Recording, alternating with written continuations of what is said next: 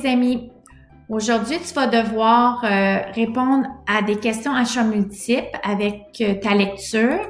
Donc, Madame Sophie voulait revoir un peu avec toi les stratégies qu'on utilisait en salle de classe afin de mieux répondre aux questions.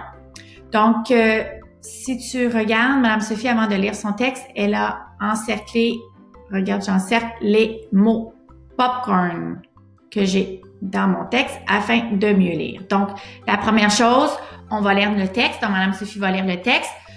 Si tu veux, tu peux le lire avec moi. C'est le printemps. Ça n'a pas l'air du printemps du tout. Dehors, il y a encore des grosses buttes de neige. Il fait froid et je porte encore ma tuque et mes mitaines. On dirait que l'hiver ne veut pas s'en aller. Donc, souviens-toi, ce qui est important, c'est que tu lis 2 fois ton texte, OK? Donc là, Mme Sophie va passer aux questions. Donc, j'ai préparé une affiche qui va se retrouver dans ton Google Classroom pour te rappeler un peu les étapes qu'on devait faire. Donc, la première étape, c'est que tu dois lire 2 fois ta question avec tes réponses, 2 fois. Tu dois encercler le mot de question. Par la suite, tu surlignes un mot indice qui peut se trouver dans ta question ou un mot indice que tu as trouvé aussi dans ta réponse. Donc, c'est un petit mot qui te rappelle. Donc, ça fait clic-clic dans ta tête. Trouver le mot indice dans ton texte, reculer jusqu'à la lettre majuscule, lire ta phrase. Si c'est la phrase « répond à ta question », tu peux aller encercler la bonne réponse dans ta question. Donc, si je retourne ici, des fois, tu as des questions qui commencent par le mot de question. Des fois, c'est plus des affirmations. Donc, la première question qu'on a ici, c'est plus une affirmation. Donc, l'étape numéro 2 d'encercler le mot de question, tu ne l'auras pas, mais tu vas faire les mêmes autres étapes par la suite. Donc, si je vais, 1, l'histoire se passe à l'automne, B, à l'été, C, au printemps. Je relis une deuxième fois. L'histoire se passe à l'automne, B, à l'été, C, au printemps. Donc, comme je t'ai dit, j'ai pas de mot de question. Par contre, je peux aller me chercher un mot indice facilement.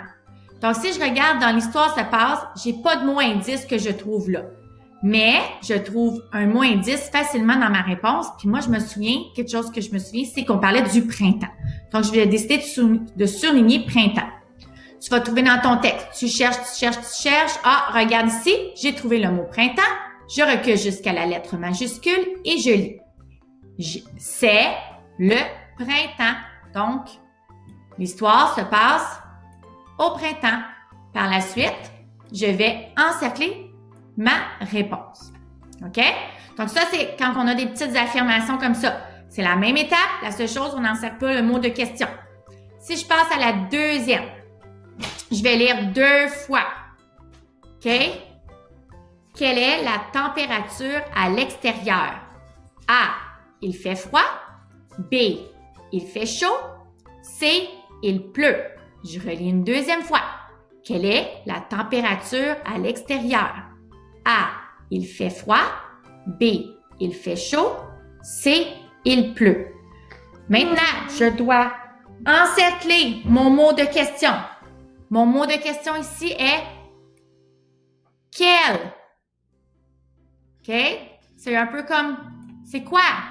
C'est quoi qui fait à l'extérieur?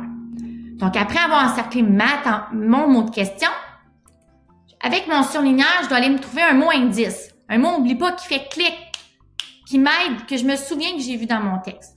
Donc, dans quelle est la température à l'extérieur? J'ai pas vraiment d'indice. Par contre, je me sais qu'on a parlé sûrement de froid parce que je me souviens du mot mitaine aussi. Donc, je vais aller voir avec froid. Donc, je cherche dans mon texte.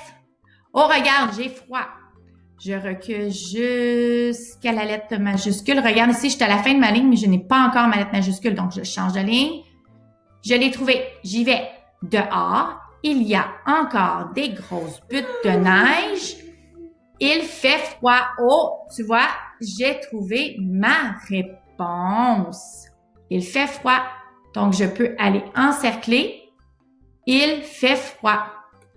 Donc, si je revois avec toi, je lis ma question 2 fois avec mes réponses.